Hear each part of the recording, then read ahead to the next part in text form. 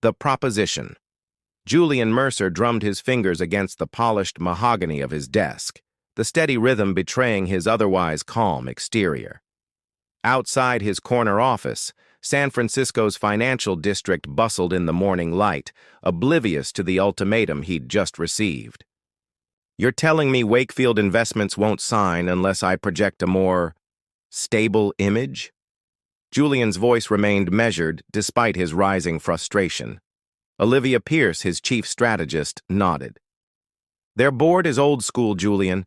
They're pumping $500 million into Helix Innovations, and they want assurance that the company's leadership isn't—" She hesitated, choosing her words carefully.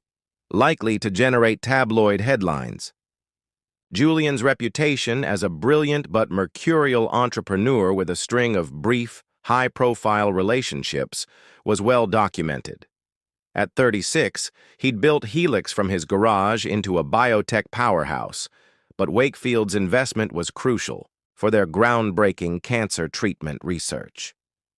"So I need to appear settled. For how long?" His mind was already calculating costs and benefits, as it did with every problem. 6 months minimum, through the final signing and the initial development phase. Julian leaned back, exhaling slowly. "What exactly are you suggesting?" Olivia slid a business card across the desk. "Discretion partnerships. They specialize in mutually beneficial arrangements, legal, clean, temporary." 3 days later, Julian sat in a private room at Elysian, a restaurant so exclusive it didn't have a sign. Across from him sat Nora Whitman, 32, her chestnut hair falling in soft waves around a face that was more interesting than conventionally beautiful. Her eyes, an unusual shade of amber, studied him with calm intelligence. "Ms. Whitman, I appreciate your punctuality," Julian began. "All business. I value time, Mr. Mercer. Mine and others." Her voice was soft but direct. According to the file Olivia had prepared, Nora was a botanist specializing in endangered plant species, currently between research grants. Her father's unexpected death had left her with substantial medical debts and a struggling botanical conservation foundation to save. "You understand what's being proposed?" Julian asked. Nora nodded. "A temporary marriage. 6 months. I present as your wife at corporate functions. We maintain appearances of a legitimate relationship. No intimate involvement. Upon conclusion, a clean divorce and the agreed-upon financial settlement." Julian was impressed by her straightforwardness. "Why are you considering this?" Something flashed in her eyes. Determination, perhaps. "My father's foundation needs $300,000 to secure the preservation of 3 acres of land containing critically endangered plant species. The settlement would cover that and my father's medical debts." Julian studied her. No desperation, just practical resolve. "There would be a non-disclosure agreement." "I assumed as much. We would need to live together, for appearance's sake. Your home has 7 bedrooms according to the arrangement outline. I imagine we could maintain sufficient privacy." Julian found himself almost smiling at her practicality. "You've researched me." "Wouldn't you, in my position?" she countered. He conceded with a slight nod. "The contract is straightforward. Marriage within the week, shared residence, public appearances as needed. At the end of 6 months, divorce with the agreed settlement, regardless of how either party feels." Nora raised an eyebrow. "How either party feels?" "A precaution. These arrangements can sometimes become complicated." "Not for me," she said firmly. "I have no interest in anything beyond our agreement." Julian extended his hand. "Then do we have a deal, Ms. Whitman?" Nora's hand was cool and steady as it met his. "We do, Mr. Mercer." Neither of them noticed the restaurant photographer capturing their handshake for the society pages. The first, small seed of their fabricated story beginning to take root in the real world.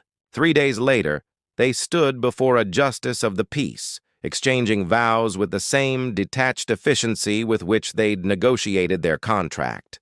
The only witnesses were Olivia and Nora's friend Tessa, who squeezed Nora's hand with worried eyes. As Julian slipped the simple platinum band onto Nora's finger, he had the strangest feeling, like turning the key in a lock he hadn't realized existed. Paper walls. The first 2 weeks of cohabitation unfolded with the precision of a carefully choreographed dance.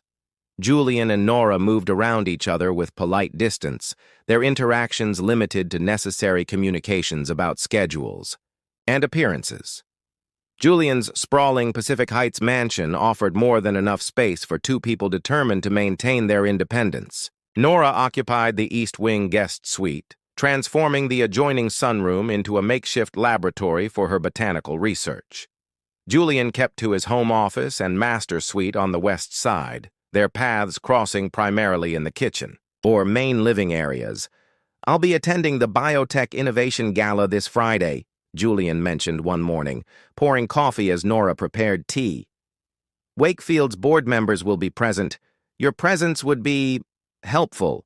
Nora looked up from the scientific journal she was reading. "I've marked it on my calendar. The black dress from the approved wardrobe selection should be appropriate." "Yes, Carr will be here at 7. These exchanges, clinical, brief, defined their relationship. Yet, as days passed into weeks, small changes began to emerge, subtle as the growth of Nora's experimental seedlings. Julian found himself lingering over breakfast, oddly comforted by the quiet presence across the table. Nora began leaving fresh, flowers from her greenhouse in common areas. Small gestures, unconscious perhaps, but noticeable. The first real crack in their paper walls appeared the night of the gala. Nora descended the staircase in the black dress, simple yet elegant, highlighting the graceful curve of her neck and shoulders. Julian felt an unexpected tightness in his chest. "You look—" He paused, professional compliments suddenly insufficient. "Beautiful." A slight flush colored her cheeks. "Thank you. You clean up rather well yourself." At the gala, Julian was surprised by how naturally Nora adapted to his world. She charmed Wakefield's conservative board members with her intelligent conversation and genuine interest in their families and hobbies, skills Julian had never bothered to develop. When she spoke about her conservation work, her usual reserve transformed into passionate eloquence. "Your wife is remarkable," commented Eleanor Wakefield, the CEO's wife. "Such dedication to her cause. You must be very proud." Julian found himself answering truthfully, "I am," before realizing he meant it. Later that night, as they rode home in comfortable silence, Julian found himself studying Nora's profile in the passing streetlights. "You were impressive tonight." She turned, surprise evident. "Just doing my part for the arrangement?" "No," he said, more to himself than to her. "It was more than that." The second significant breach came 3 weeks later, when Julian returned. Home to find Nora in the kitchen at midnight, surrounded by scattered papers and an empty wine glass.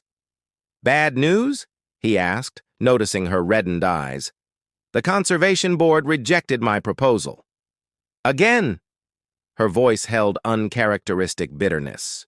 "Apparently saving 3 endangered species isn't economically viable."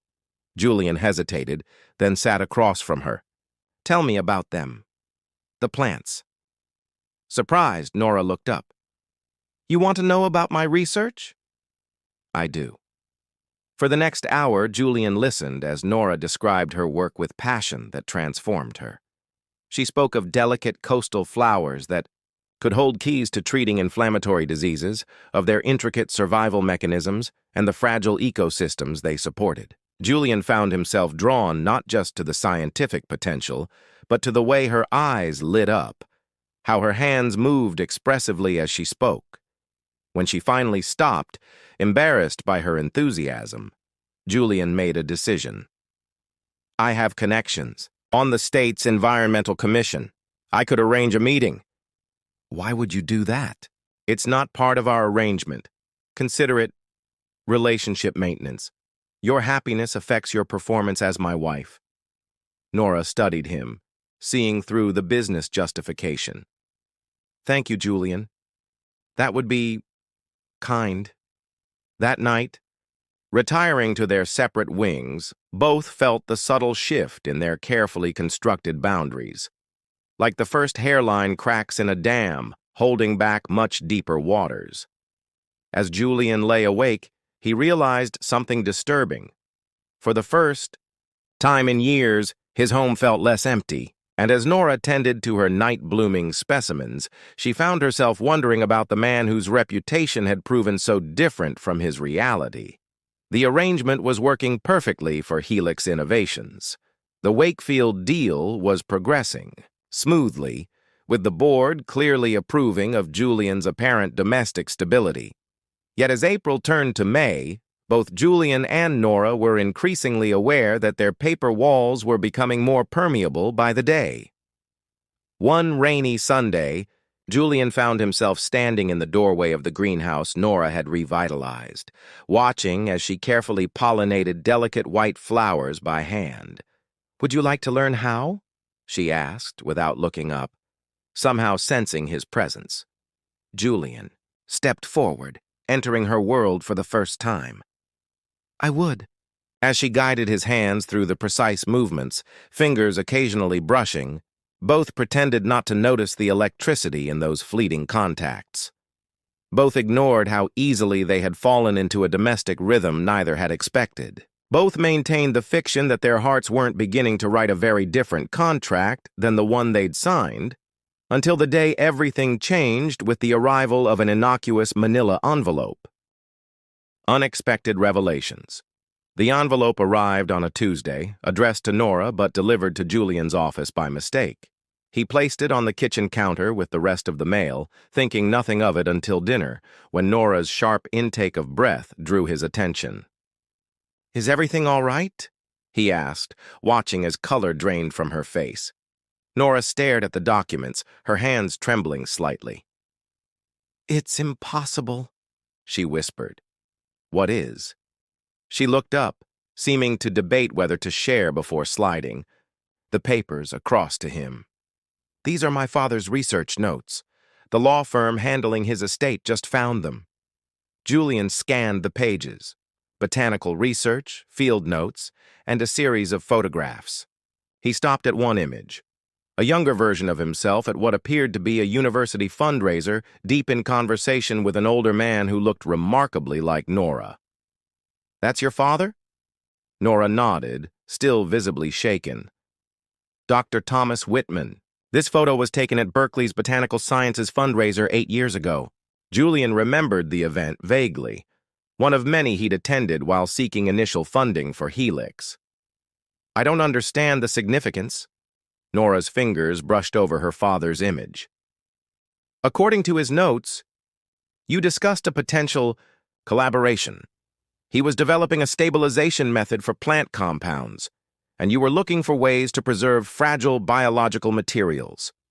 Julian's mind raced back. "The cryogenic preservation protocol." "Yes, I remember now. He had brilliant ideas about cellular preservation. We spoke about potential applications. That protocol became the foundation of Helix's preservation technology, didn't it?" Nora's voice carried no accusation, only curiosity. Julian nodded slowly. "It was instrumental. We credited and compensated the Berkeley Botanical Department." He paused, a thought forming. "Your father never followed up personally." "He had his first stroke that week," Nora said quietly. "When he recovered, his priorities shifted to his conservation work." Julian studied her face. "Did you know about our connection when you agreed to this arrangement?" "No," she answered, her gaze direct and honest. "I knew your company had worked with Berkeley, but I never made the personal connection. My father rarely discussed his academic collaborations with me. Something about this coincidence unsettled Julian deeply. The statistical improbability of their paths crossing twice, years apart, in such different contexts. "There's more," Nora said, turning to the final pages. My father apparently followed your career. He kept articles about Helix's developments. She hesitated. He admired how you applied his theories in ways he never could. Julian felt an unexpected tightness in his chest. I wish I'd known. I would have acknowledged his contribution more. Specifically, he wouldn't have wanted that. He believed science should be collaborative, not competitive. Nora smiled sadly. What I don't understand is why the agency matched us, of all people. Julian considered this. Perhaps someone at Discretion Partnerships did their homework. This connection makes our relationship more convincing if anyone investigates. But even as he offered this logical explanation, Julian sensed there was something more significant about their unexpected connection, something that explained the ease with which they'd begun to navigate each other's worlds, despite their initial determination to remain distant. That night, Julian found himself unable to sleep, reviewing the improbable sequence of events that had brought Nora into his life. Had her father's influence somehow shaped his company's foundation? Had his own work indirectly impacted her research path? The intertwining of their professional lives seemed to mirror the gradual, unexpected entanglement of their personal ones. Meanwhile, Nora sat in her greenhouse under the moonlight, examining a specimen she'd been developing using principles remarkably similar to Julian's company's methodologies. Had she unconsciously absorbed her father's collaboration with Julian through their discussions? Were their scientific approaches compatible because of this shared intellectual heritage? The following morning, Julian entered the kitchen to find Nora already there, 2 cups of coffee prepared. She handed him one without comment. I've been thinking about the coincidence, he said finally. So have I. In scientific terms, it's statistically unlikely but not impossible. Nora smiled slightly. Always the pragmatist.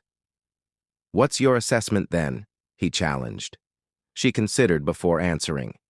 That perhaps some connections exist beyond our immediate understanding. My father would have called it the elegant pattern of the universe. Julian found himself wanting to believe her perspective, so unlike his usual empirical approach. Before he could respond, his phone chimed with a calendar alert. Wakefield final signing, 3 months.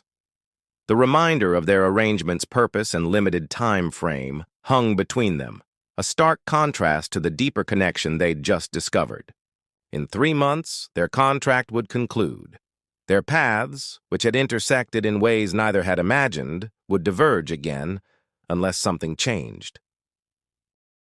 Truths unveiled, June brought a heat wave and with it, a growing tension in the Mercer household. The discovery of their past connection had altered something fundamental between Julian and Nora. Conversations lingered, glances held longer, and the careful distance they'd maintained began to feel more like an arbitrary barrier than a necessary boundary. The Wakefield deal was progressing ahead of schedule. The board, impressed with Julian's apparent stability and renewed focus, had moved up the final approval process. What should have been cause for celebration instead filled Julian with a complex dread he couldn't articulate. One evening, returning early from a board meeting, Julian found the house unusually quiet. Following the sound of classical music to the rarely used music room, he discovered Nora seated at his mother's grand piano, playing with unexpected skill. Debussy, he commented from the doorway. I didn't know you played. Nora's fingers stilled on the keys. There's a lot we don't know about each other, despite living under the same roof. The simple truth of this statement hung between them. Julian entered, sitting beside her on the bench, careful to maintain a sliver of space. My mother insisted on lessons, Nora continued, resuming the gentle melody. I hated it until I discovered botanical illustrations of the plants Debussy named his compositions after. Then it became a way to understand their movements through music.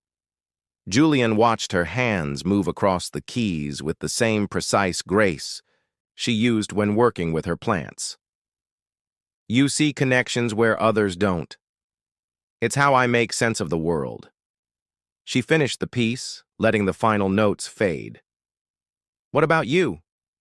What helps you make sense of things? Data. Patterns. Predictable outcomes. Nora turned to face him. And how's that working with us? The directness of her question caught him off guard. What do you mean? This arrangement. Is it still following your predicted pattern? Julian considered his answer carefully. No. He admitted finally. It's become more complex than anticipated. Complex, she repeated, a slight smile playing at her lips. That's a very scientific way of saying you feel something you didn't expect to feel. Before Julian could respond, his phone rang, Olivia with news that couldn't wait. The Wakefield signing had been moved up again. They wanted to finalize in just 4 weeks.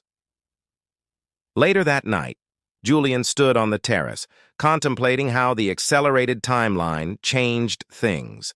In a month, the deal would be done. The arrangement with Nora would have served its purpose.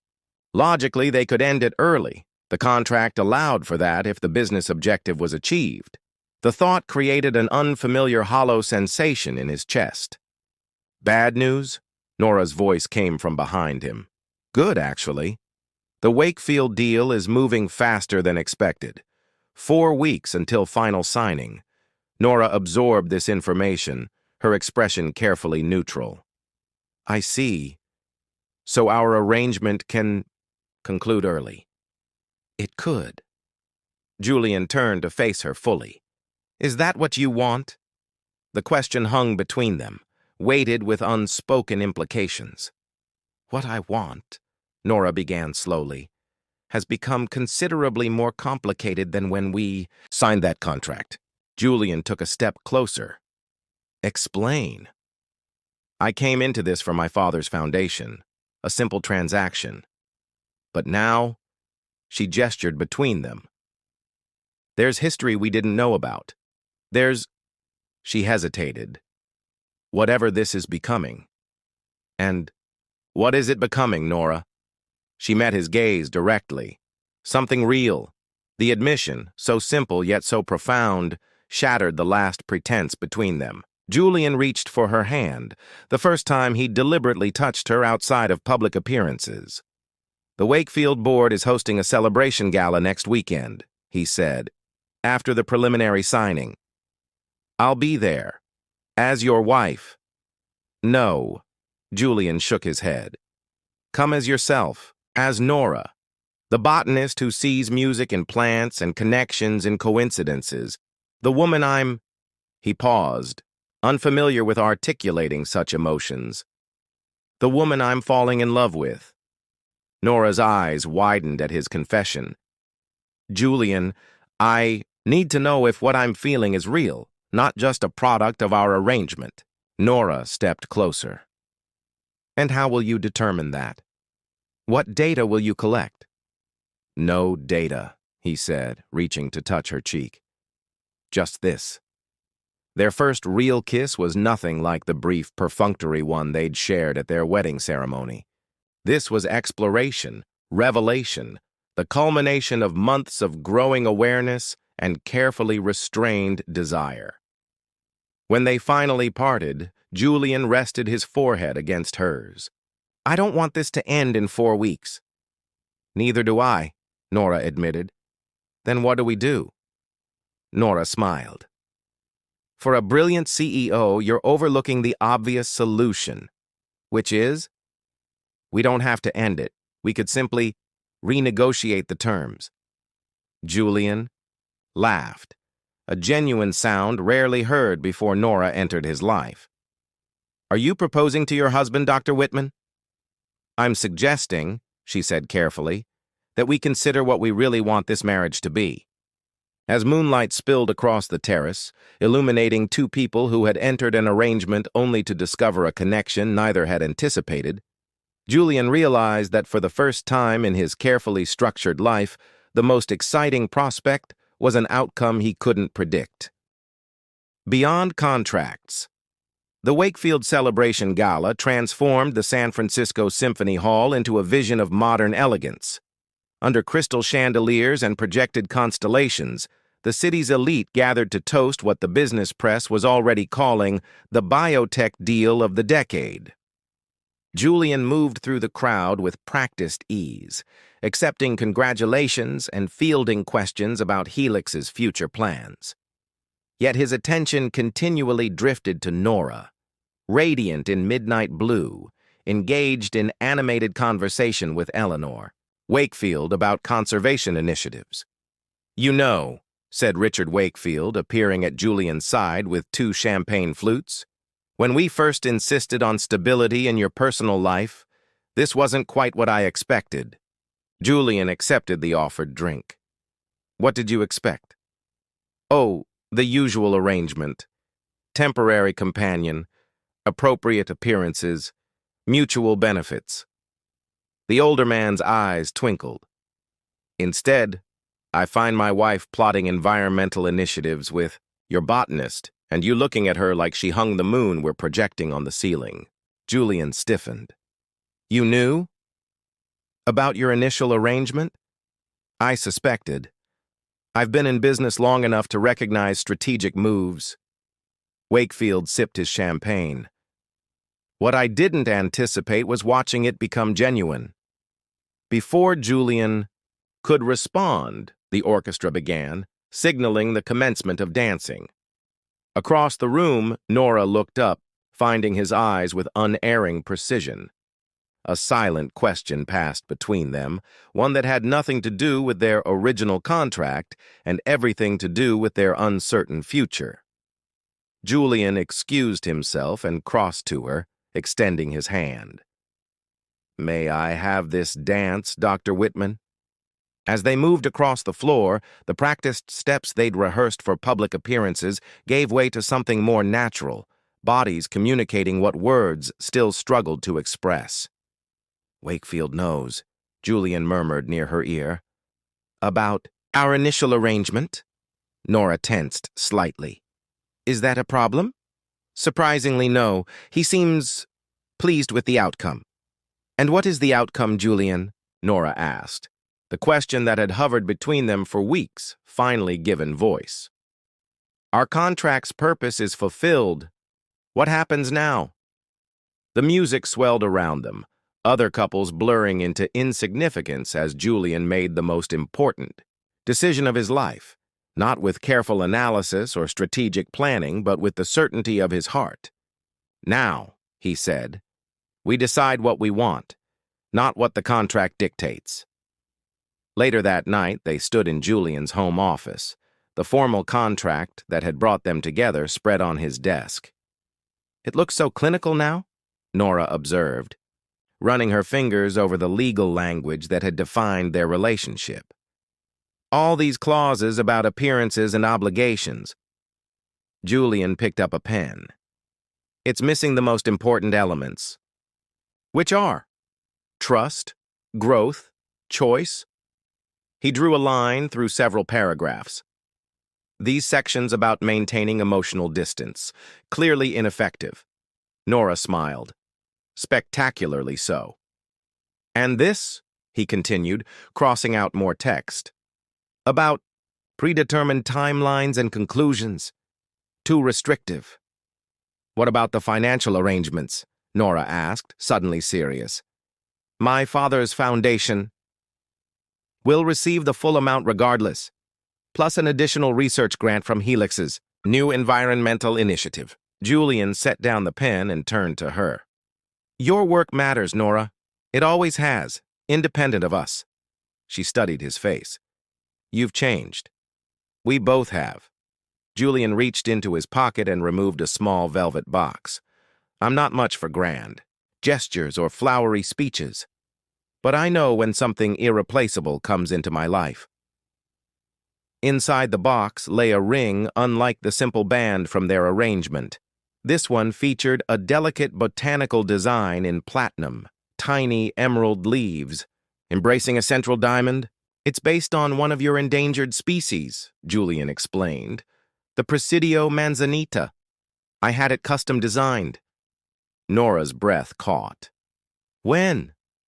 "The day after we found your father's research, when I realized our connection wasn't coincidence, but something more significant. He took her hand. I'm asking you to stay, Nora. Not because of a contract or arrangement, but because these past months have shown me what life can be when shared with the right person. Tears glistened in Nora's eyes. Are you sure? Your world is boardrooms and investments. Mine is greenhouses and endangered plants. And yet somehow they fit together perfectly. Julian smiled. Like your father's preservation theories and my company's applications. Some combinations just work, even when logic suggests they shouldn't. Nora took the ring from its box, examining the intricate craftsmanship. It's beautiful. Is that a yes? To what exactly? She teased. You haven't actually asked me anything. Julian laughed, then grew serious. Nora Whitman, will you stay married to me, not for appearances or business, but because I love you and want to build a life with you? Well, she said, sliding the ring onto her finger where it nestled against the simple band from their ceremony. Since you've already ruined the contract with all these amendments. She pulled him close, whispering her answer against his lips, before sealing it with a kiss that held all the promise their paper arrangement never could. 6 months later, the conservatory wing of their home was completed, a state-of-the-art research facility where Nora's work flourished alongside a newly established Helix Botanical Sciences division. The Thomas Whitman Conservation Foundation had secured protection for not just the original 3 acres, but an additional 27 of critical habitat.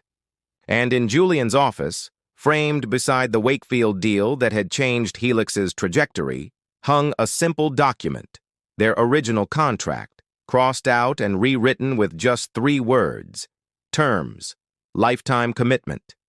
Beneath it, 2 signatures, not in the formal script of their first signing, but in the genuine, slightly messy handwriting of 2 people who had discovered that the most binding contracts aren't written on paper at all, but in the silent agreements of hearts that recognize in each other something both unexpected and inevitable.